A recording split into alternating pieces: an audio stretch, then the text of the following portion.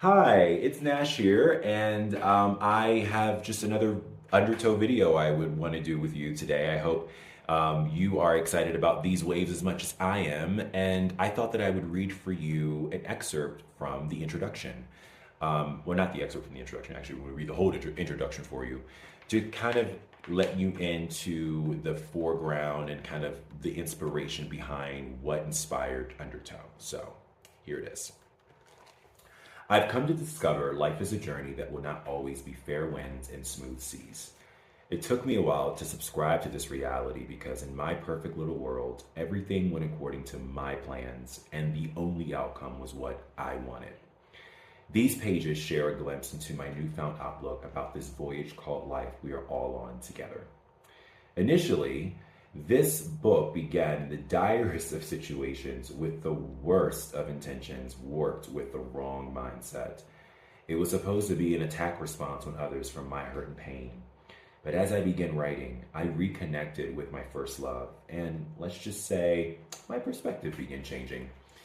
I've come to learn I may not get to choose how my waves on this journey flow, but I do get to choose how I respond.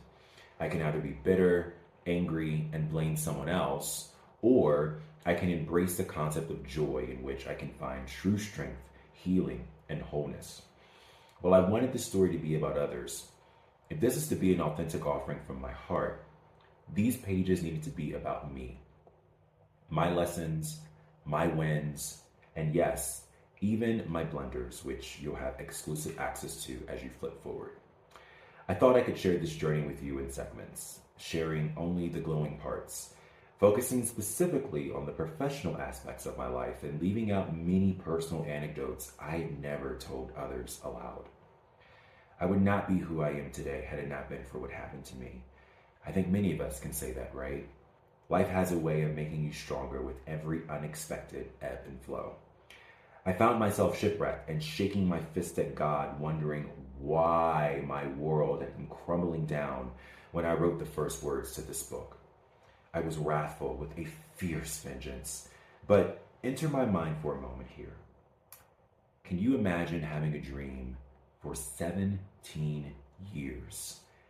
The only thing that you lived, breathed, and dare I say worshipped.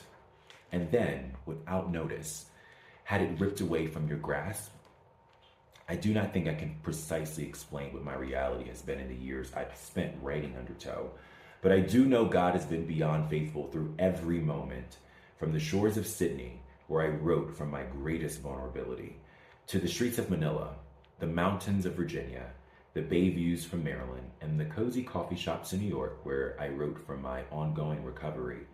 In each writing session, I was reminded of the testimony he had given me, and the truth is, I'm still unfinished. My story was something I never wanted to share in a format like this. I was afraid of criticism, but divorcing myself from the opinions of others and the traumas of my past has been the most liberating of experiences, with this book helping in a big way. Words are one of society's most powerful members, and can help as much as they can hurt.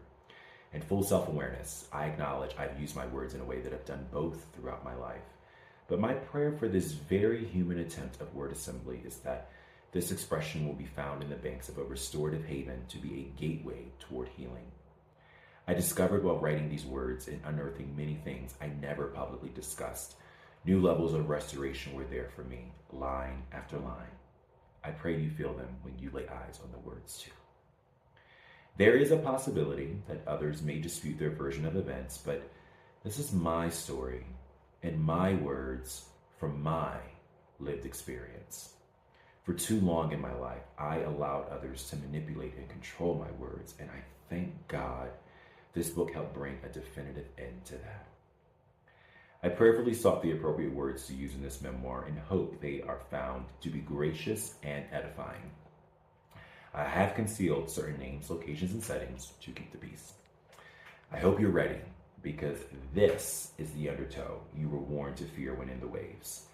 It will not be a pretty experience, and we may lose some elements of ourselves in the process, but I dare you to release every single thing and rest in the current, and we will meet on the other side of the shore. Initially, I was adamantly resistant to the Undertow's pool, but I discovered embracing it and its transforming work would be one of the best lifelines I would ever receive. Will you feel and say the same? Let's go and see.